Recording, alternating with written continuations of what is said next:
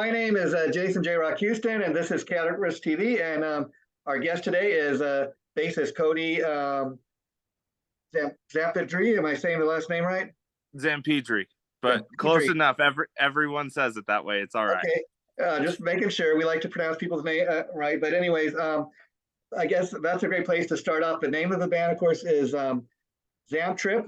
I love to ask people, how did you come up with the band's name? What's the story there? So actually, our optometrist came up with our name. He's a family friend, and in the band, me and my two brothers, Corey and Kyle, are in it as well. And I was wondering the name there. Yeah, we didn't have a name, and so he asked us one time when I went in there. He's like, "Hey, you got a name yet?" And I said, "Nope." And then he wrote it down on a sticky note and said, "Here's your name." And I said, "Good enough for me." Very fitting. So, yeah. Cool as that. So since then, that's what it is. I love it. And I got to tell you guys, I've never heard of the band before. I actually discovered you guys on Facebook, and I understand you guys have a song or something on a compilation for Ron Keel's label. Can you talk at all about that? Yeah, so we've known Ron Keel for quite a few years, actually, maybe almost 10 years now. First time we ever played with him, he was doing a signing at the local music store here, and we all grabbed some acoustic guitars and just started a big jam, and we started playing Close My Eyes Forever. And him and our singer Samantha did a duet at the music store in front of everybody during the signing. And he said, "Holy cow, the only person I've ever done that with is Lita Ford." Wow. And then he came back and played a few other times and had us play with him. And then there's a big festival here called Music for Vets, and he came a couple times for that. And he had us back him as Keel. So that was awesome for us. And so we became really good friends with him, and he called us a few months ago and said, "Hey, I got something in the works. Would you guys want to be on a compilation album?" And I said, "Hell yes, whatever we need to do, get us on it." Count us in. And so what song is featured on that? Fade. Okay, that's pretty cool. And so I imagine you of course are aware of who Ron Keel was. Were you at all a fan of his music growing up, or? I was. We actually heard of Keel from my dad. Oh, wow. Yeah, he showed us the vinyl, and so we had heard of him before. So it was really surreal getting to play those songs with him, like Tears of Fire, The Right to Rock, Rock and Roll Outlaw, all those hits he had. Yeah, here's a question. You guys, because of your friendship with Ron or your connection, have you guys ever played a Keel song live, or have you ever thought about covering one? We have. So when we played that festival with Ron as Keel, basically, we learned an hour and a half of Keel songs for the show. Wow. And so after, our singer Samantha, she was singing backup vocals on some of them when we played with Ron. Okay. So she knew the lyrics anyways. So we'd have a show every once in a while, and it's like, "Hey, let's throw in Right to Rock," or "Let's do Tears of Fire," or something like that. Great tracks to cover, and I got to tell you again, I'm just kind of accidentally discovering the band, and I've been loving you guys and prepping for Vineyard Day. I was checking out some of the songs, and I will tell you, this is my description, at least, best way I could describe your sound. I would say if Janis Joplin was singing for Led Zeppelin, this is what it would sound like. Oh, that's amazing to hear. That's a huge compliment. I appreciate it. Yeah. And some of those songs you mentioned, the song "Fade," that's I guess the latest single. Yep. That's kind of I don't know if you say more melodic tune. Talk a little bit about the song, and if you want to talk about what it means, or. Yeah, for sure. So, you are right. Fade is more melodic. How it came about was a few years back. Actually, the person who introduced us to Ron Keel originally, really dear friend of each of ours, he called me and he needed a kidney transplant and couldn't get one. Oh, wow. And so he called me and said, "Hey, I'm just letting you know this is the date I'm picking for hospice." And so the lyrics for the chorus basically is what he was telling me on the phone. Wow.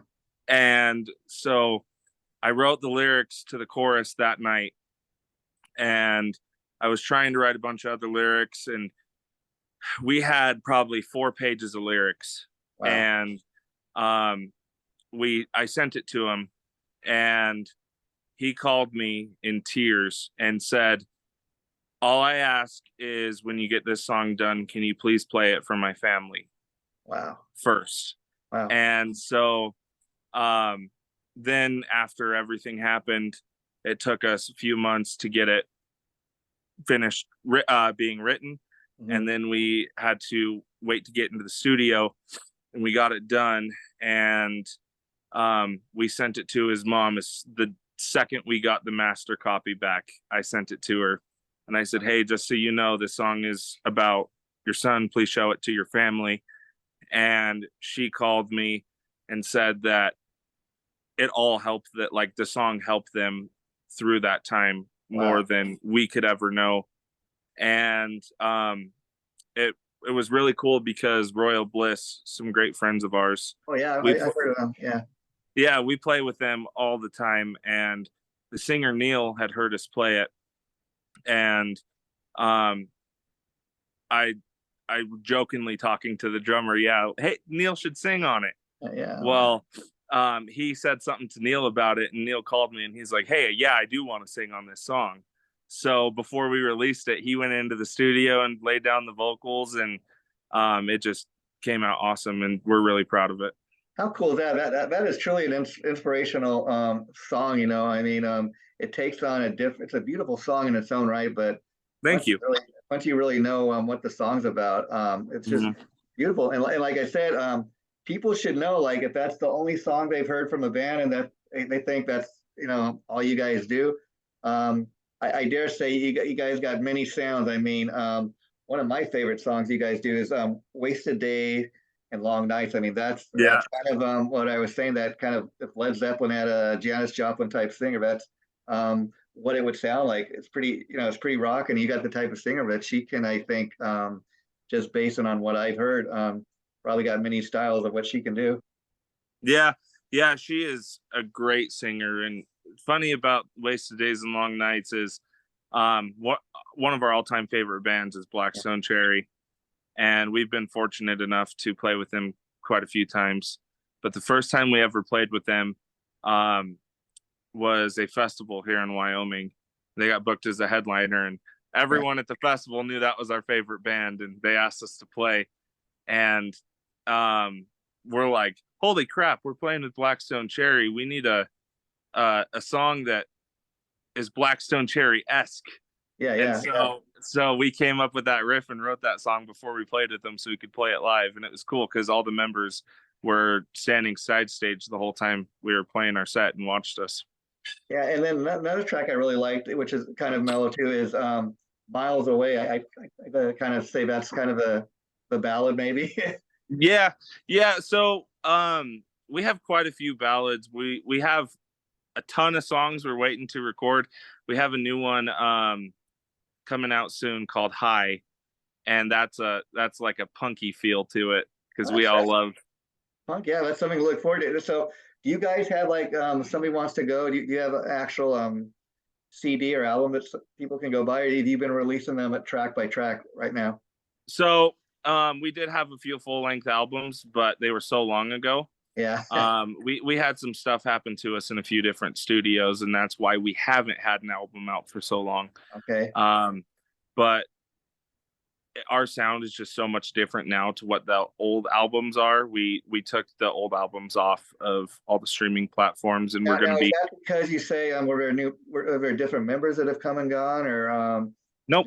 Okay. Same members. I feel like our sound has just evolved more. Now, with that being said, for the fans that have been around since day one, have you ever thought about, would you ever consider revisiting those older tunes, you know?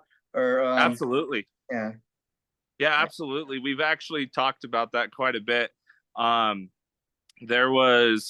We were actually going to re-record Wasted Days and Long Nights and Backseat Love Song at a new studio, and that was a studio where something had happened and we couldn't get it done. But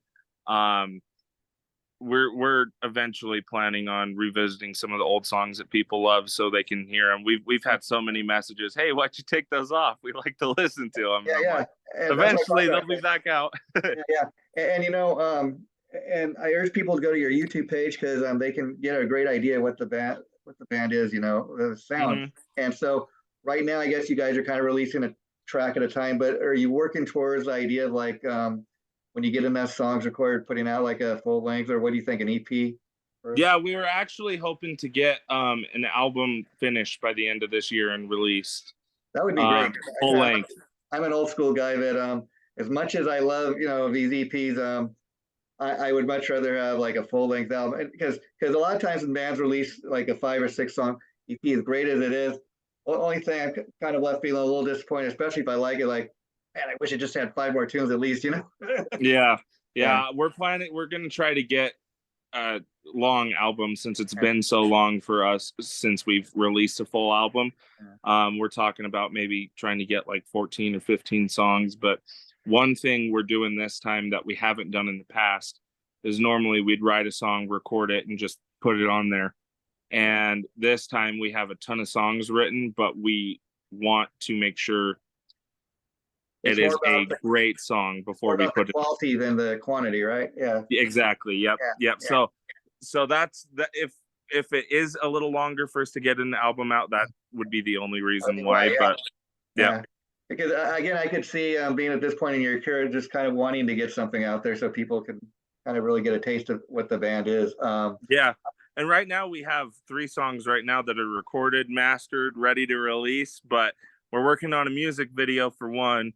And then we're waiting to see whether we want to just release the other songs on the album or if we want to, because we don't want to release every song and then have all of our releases just come out on an album. So yeah, you know, well, I mean, bands are doing it different ways these days. I mean, it's very different than when I was growing up. I mean, I don't know if you've ever heard of the band Butterside, but I've interviewed the singer, you know, a couple of times, and he was telling me that, you know, they typically release like maybe, you know, when they put out a new music video, release a single at a time, and they kind of build each track up that way. And when they get about maybe 9 or 10 tunes, they put out a full length album. Yeah.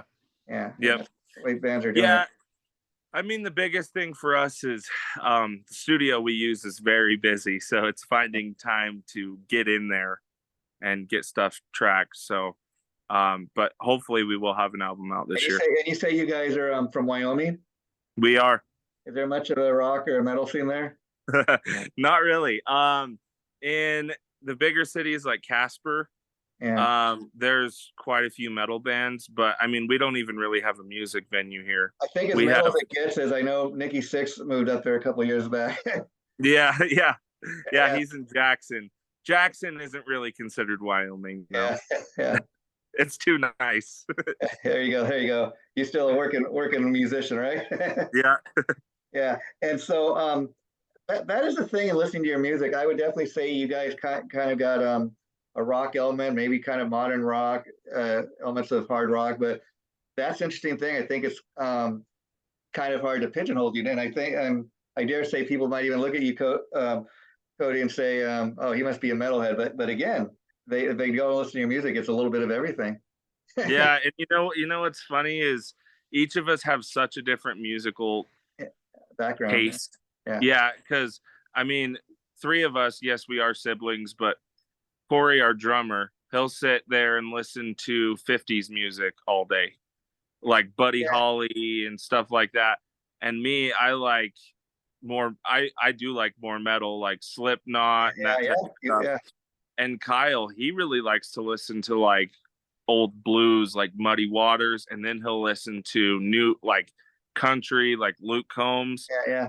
And Sam, she's kind of all over the place too. She'll be listening to Meghan Trainor and Taylor Swift one day, and then the next day she'll be listening to As I Lay Dying, and so she's just. I kind of get that feel about her. Yeah, I mean, she's all over the place. I could imagine. And the thing is, with that, if you know anything about the history of music, I mean, even kind of modern rock music and metal and hard rock.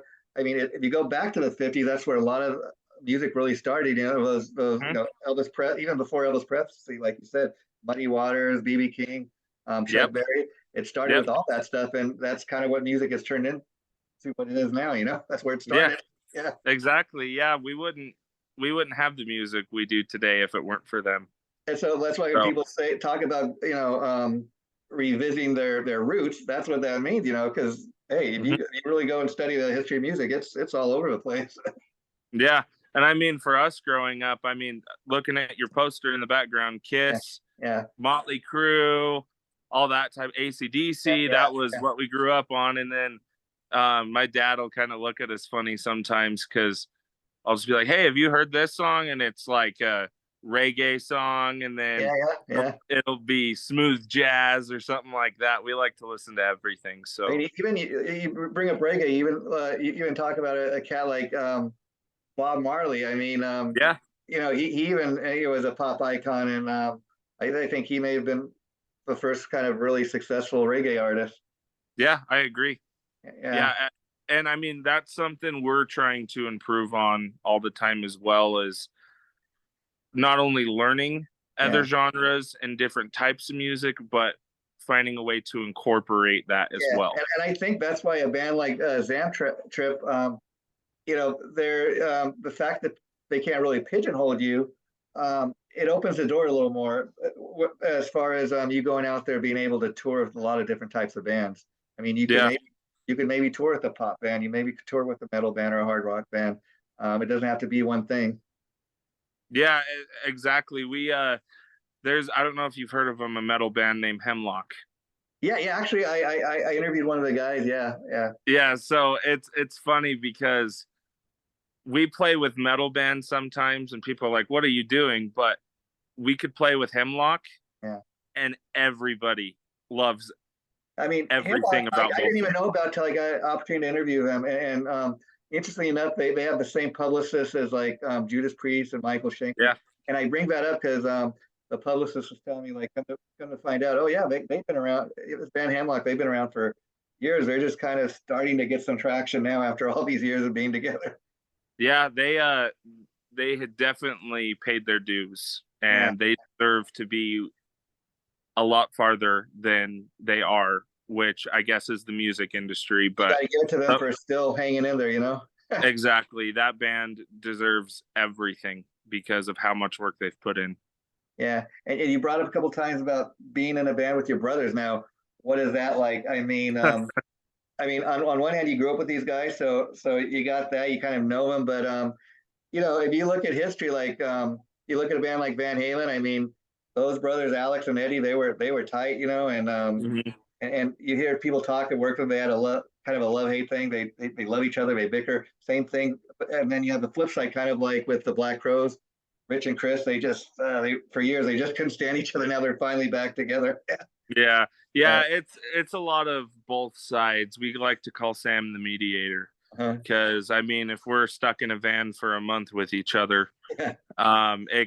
tension gets high really quickly, and sometimes we could be screaming at each Yeah. other, pushing each other, and 10 minutes later we're totally fine with each other. And then on the flip side, I imagine at the same time, like if somebody's really screwing around with you or trying to mess with you, and your brother's around, they probably would kind of, hey, what do you think you're doing? They'll come to your defense, right? And you do the Oh same. yeah, yeah. That's for even other bands. We've done that. Like there's been times we've been stiffed, and other bands have jumped in and started fights. And there's been times where someone pushes a friend of ours or um, a member in our band, and we all Brotherly just love, right? Right yeah, there. yeah, Yeah. yeah. Yeah. That's amazing. And has it ever caused any friction within the band? Like, oh yeah, it's the three brothers. Yeah, yeah. There's been times where like we've been on stage and um, it's like, hey, I want to play this song. No, I don't want to do that. Why not? And it's like, all right, we need to play something. Let's play something. Yeah, yeah. And so, how did the band? Obviously, you had the three brothers, but like, how did you find the singer? Because, like I said, she's really great. I think she's. Well, we found Sam. So it was 2012. We and it's funny because Sam is actually our sixth singer. Oh wow. Okay. Yeah. And so we were just playing like bar shows, like cover shows around our hometown. And we had gone through singer after singer after singer. That And would we explain, needed, like you were saying, well, oh, might want to redo some of those older tunes. Because I imagine going through six singers, I'm willing to bet each singer sounded kind of different in their own. yeah. Yeah. Yeah. And so we needed a singer, and we were talking with a family friend, and she said, I think I might know somebody who could do this. And so we set up a tryout with Sam, and she gets there, and I mean, we just gave her a bunch of cover songs to try. Yeah. Yeah. And like over, I wouldn't say overplayed, but very poppy cover Yeah. songs like Yeah. Eye of the Tiger and stuff like that. And she came in and she was singing those, and then at the end she's like, okay, I'm sorry, can we please do like Shinedown or something? This is Yeah. killing me. I And would love to have been there because I could imagine, kind of her having that attitude. Oh, come on, let's do something, a little harder. yeah, yeah. And then when she said that, we all looked at each other and it's like, okay, yeah, And let's she do probably, Shinedown.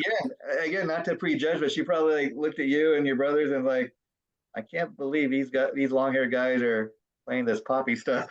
Well, it wasn't long hair back then. It was short hair. I think I might have been I was 15 when that Oh wow, happened. okay, no, wow, Yeah. no, Yeah. definite So we growth. were all Yeah, young. yeah, wow, wow. But yeah, again, I could see you doing, auditioning singers like with a poppy tune like that, only because I could see it being like, who hasn't heard "Eye of the Tiger"? It's a tune Yeah. everybody has heard. Yeah, yeah, Yeah, and that's something we were doing too, is what song she's gonna know, because we don't, when we were trying singers out, we didn't want to give them insanely hard songs and then have them freak out yeah. and Yeah, and being that this is a band that's kind of formed around you and your brothers, at least initially, and the fact that you've gone through all these singers, I imagine from what you're telling me that you guys are very involved with the writing, which leads me to the next question. So, being that Samantha is your singer now, is she equally involved with the writing, or how does that work? it goes song by song. So for example, with Fade, I had me and Corey had written most of the lyrics, and I just heard the melody in my head. Yeah. When we were writing them. So I said, hey, just try this. And then she sang it and she goes, I love that. And then we have songs like Burning Out. Yeah. That was all Sam.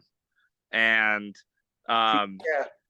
and Miles Away, I believe Sam wrote all the melodies and lyrics for that one as well. And so it just kind of depends song by song. If I hear something, Yeah. I'll record it and send it to her and see what she thinks. If I don't hear anything, I'll just give her the notes and let her. See, it seems to be working for this band, and the reason I asked that is, okay, come to find out, okay, she's your sixth singer or whatever it is you tell me, and so we know that you and your brothers have been involved with the core of the writing for most of the band's career, and a lot of times you have singers that kind of insist on, I'm the singer, I gotta feel it, I gotta have some involvement in it. But I think it says a lot about her, not just as a singer, that she can come in and she can either, write lyrics, and participate in that. She's got the talent to do that, or like you said, you write the song, or your brothers, and you present her with these songs, and she still does her magic. She's Yeah, involved with the lyrics or not. yeah. Well, and before Sam, we didn't really write music. We were basically just a cover band, and we Yeah. didn't travel or do anything. And then after we got Sam, and might have been a year or so, we were still playing the cover songs, and it's like, hey, let's try to write some music. And so what's funny is the first album to the second album, because the first album before Sam, we had a guy who had a really deep voice. Yeah. And so we were tuned down to drop C and drop A and stuff. And then so when Sam came in, we thought, oh, we need to write songs in drop C. And so we wrote all these songs, and she's like, it's so low for me. And we recorded our whole first album like that. And then um, we were recording the next album, and the guy's like, why are you having her sing this low? Yeah, yeah. And we're like, I don't know. We just like how it sounds musically. He's like, but who do they listen to when someone listens to a song? Do they listen to the Yeah, music or the singer? yeah, yeah. And I'm like, all right, yeah, that's a good point. He's like, tune everything up. We tuned it up, and it's just like something clicked, and we're like, holy cow. And then that's when she started singing those crazy high notes, and Lizzie Hale is her idol. So Oh, I wow. mean, you can kind of see how Yeah, yeah. irritated she could have been with us that we were playing so low and making her sing That's that an low. interesting thing to hear. Right? You know, some other guy kind of opened your eyes to that. Do you think that is because, for example, in your case, being a bass player, you kind of think from that perspective? You know, okay, I'm the guy that does the bass riffs, and so you got more of Kind a of, perspective yeah, about the music. Yes. Yeah. yeah, and also that, and like we are in love with like bands like Shinedown and Sure. Seether, I stuff can like hear that. that, and Yeah. they all play heavy Yeah. stuff, Yeah. and it's like, no, the lower we tune, the heavier it sounds, is how we used to think. Yeah. And it took that for us to really open our eyes and realize it can sound heavy even if you're in standard tuning. It's just how you go about it. Yeah, because what's So interesting with me, my perspective is this: when I listen to music, I do typically prefer music that has you know, vocals and lyrics, and oftentimes I catch myself, I like the song, not only singing along, but listening to the lyrics, like trying to figure out what the song's mhm, about, trying to get the vibe. Whereas, like, if you're listening to instrumental music, you know, you can get off on that too. The interesting thing, because there's not lyrics for me, it's not so much what the song's about; it's more about a feeling or a vibe. exactly. Yep. Yeah, yeah, Yeah. And I mean, we that's something that, as far as you saying you like to listen to lyrics and figure out what the lyrics are, yeah, something that I think is really cool that I have noticed about Sam is she makes sure her diction yeah, when she's in the recording booth is everything, so you can understand what she's saying. yeah. She'll track one word 10 different times if it's not sounding correctly. Oh, wow. And that's something that I really like that she does, is because someone could listen to our song once and hear every word. You I know mean, what I mean? yeah, you could even hear it like really listening to any singer, but like you listen to any Guns N' Roses song, for example, the way Axl Rose delivers, you know, like you said, just one particular line in the song, and it Yep. catches your attention, and you know, it's just amazing the way what a singer can do with a song. And so when you started writing songs, like you said, you didn't always write songs. When you got to the point, how surprised were you when you were kind of like, wow, okay, I can do this. I can be the guy to write the songs and the lyrics. It was actually miles away. Okay, So there's a funny story about that is we were approached by a movie company, and they said, "Hey, we really like your guys' sound." Um, and this was with our old music. yeah, yeah, So, I mean, kudos to them. But they said, "We want you guys to write a song for our new movie coming out." wow, And they sent us the plot, and they said, basically, your song would be playing when this is happening in the movie. okay, So we sat there, and in the plot of the movie, um, "Miles Away" was written over and over and over in it. wow, And so I'm like, we should write a song called "Miles Away." yeah, And so normally songs they could take us three yeah, weeks to write, or yeah, they yeah, could take us 3 months, or they could take us a year to write. yeah, But "Miles Away" came together in about 2 days. wow, And um, we we were just thinking of the movie yeah, and following, like, all right, what would make sense? And so we wrote that, and then we're going to try a new studio. It was a studio who recorded Royal Bliss. They record Air Supply in okay, wow, Salt Lake, a bunch of bigger bands. yeah, And the gentleman got a hold of us. He's seen us play in Salt Lake, and he's like, "I'd love to record you guys." And it's kind of like the studio for yeah, Utah. yeah, yeah, And okay, he recorded the Used album with the Bird and the Worm on it. Oh, wow. And yeah, and so when we found that out, we're like, oh, we have to record Yeah, there. Yeah. And so we go in there, and every time, and it's something we had to learn as well, every time we had recorded previously, we weren't 100% happy with the mix, and we thought mastering was going to fix it. Wow. It was this guy who taught us, if the mix doesn't sound good, your song's not going to sound good. Yeah. And so we take miles away in there. And one thing I really loved is there's a difference between a person who records and a producer. Yeah. And this guy, we go in, play him. We didn't know what song we were recording when we got there. We played him like 10 songs on the acoustic guitar. And Corey was just playing the drums. There was a little couch in there, and he had the couch pillow and was hitting it with his sticks. Wow. And the guy was just listening. He had one mic in the room. We played through every song, and he was just listening to his headphones in another room with his eyes closed. Oh, wow. And he came in, and he's like, all right, you're recording miles away. We're like, all right. And so he smart choice. Huh? Yeah. And so he we started doing all the scratch tracks for it. And then he's like, you're playing it too slow. Take it to this BPM. Wow. And then I'm like, doesn't that sound a little fast? He's like, trust me. And then so he wasn't like overdoing it, but he would tell us, this is what needs to happen. Yeah, that shows you the importance of a producer. He's got that outside ear. Yep. Yeah. Exactly. And so we recorded miles away, and they didn't even mix anything. Wow. And he said, put on the cans, which are the headphones in the studio.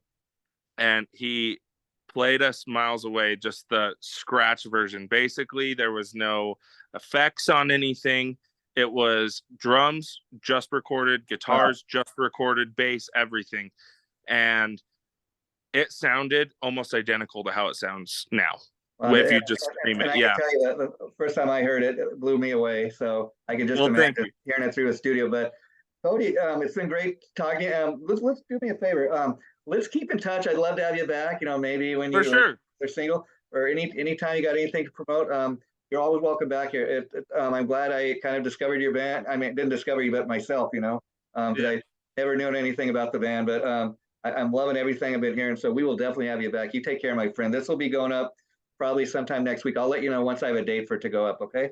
Okay, perfect. Thank you for having me. And yes, we will keep in touch. Take care. Bye-bye. Have a good day. Thanks. You too. See ya.